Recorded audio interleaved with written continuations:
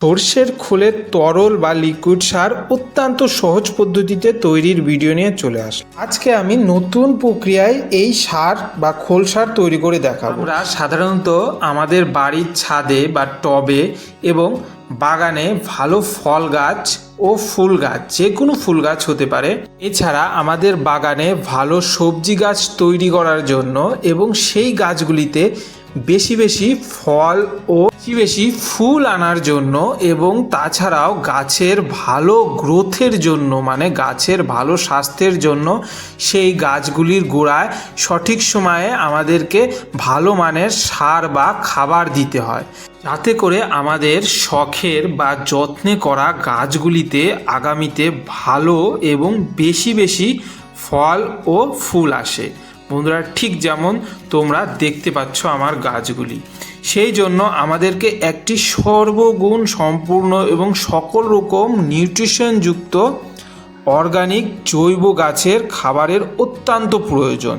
তাই বন্ধুরা, আজকে গাছের অত্যন্ত গুরুত্বপূর্ণ জৈব বা অর্গানিক খোল সার বা সর্ষের খোলের তরল বা লিকুইড সার অত্যন্ত সহজ পদ্ধতিতে তৈরির ভিডিও নিয়ে চলে আসে। আজকে আমি নতুন প্রক্রিয়ায় এই সার বা খোল সার তৈরি করে দেখাবো, তাও সেই সার হবে দুর্গন্ধবিহীন একটি শক্তিশালী সার। তাই বন্ধুরা, আর দেরি না করে এই সার তৈরির সহজ প্রক্রিয়াটি দেখে নিই। আর এই সার তৈরি করার আগে বলে রাখি, তোমরা যারা এখনও আমার এই চ্যানেলটি সাবস্ক্রাইব করে রাখোনি, অবশ্যই তারা আমার এই চ্যানেলটি সাবস্ক্রাইব করে নিও। বন্ধুরা, এই সারটি তৈরির জন্য যেসব জিনিস প্রয়োজন তার মধ্যে এই মেন জিনিস হলো সরিষার খোল। এটি তোমরা যে কোনো ঘানির থেকে বা নার্সারি থেকে পেয়ে যাবে। তোমরা গুঁড়ো খোলের চাইতে এই রকম কেক বা এই রকম চাপা চাপা খোলটি নিয়ে আসবে সেখান থেকে, কারণ এটিতে নকল হওয়ার সম্ভাবনা খুবই কম থাকে। আর গুঁড়োতে অনেক সময় অন্য কিছু মিশিয়ে দেয়, তার ফলে সেই সারের মানটি কমে যায়। তাই বন্ধুরা, তোমরা এই রকম কেক সারটি নিয়ে আসবে। এর যে ঝাঁঝালো গন্ধ, তাতেই তোমরা বুঝতে পারবে এটি অরিজিনাল সর্ষের খোল।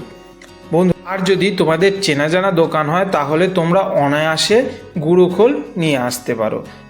ব্যাপার একই, এইটি শুধু কেক আকারে আছে আর এইটি পরে গুঁড়ো করে নিচ্ছে, তাই এটি গুঁড়ো।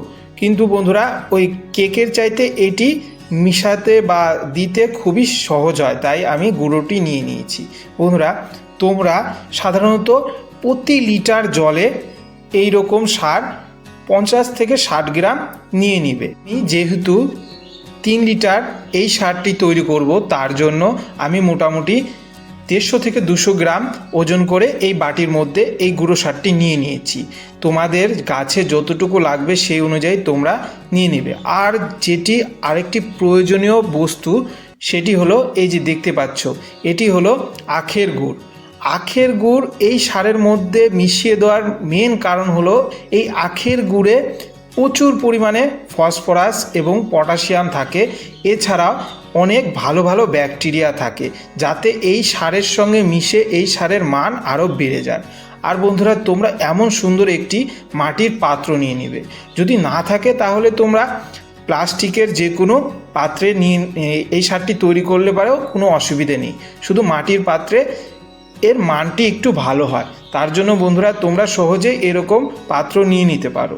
তাই বন্ধুরা, এই যে দুটি সামান্য বস্তু আছে, এটি আমি এই জলের মধ্যে ভালো করে গুলিয়ে নেব এবং গুলোনোর পরে মাত্র 4 থেকে 5 দিন রেখে দেব এবং তারপরে আমি এই গাছের, আমার যে গাছগুলি তোমরা দেখতে পাও, সেই গাছগুলির গোড়ায় আমি দিয়ে দেব। এটি দেওয়ার নিয়ম হলো এই যে প্রত্যেক 1 লিটার এই লিকুইড সারে তার 10 গুণ জল মিশাতে হবে। তার মানে 1 লিটার সার হলে তার 10 লিটারের জলের মধ্যে দিতে হবে। আমি যেহেতু 3 লিটার এই সার তৈরি করছি, তার জন্য 30 লিটার জলের মধ্যে ভালো করে গুলে এই সারটি গাছের গোড়ায় দিতে হবে।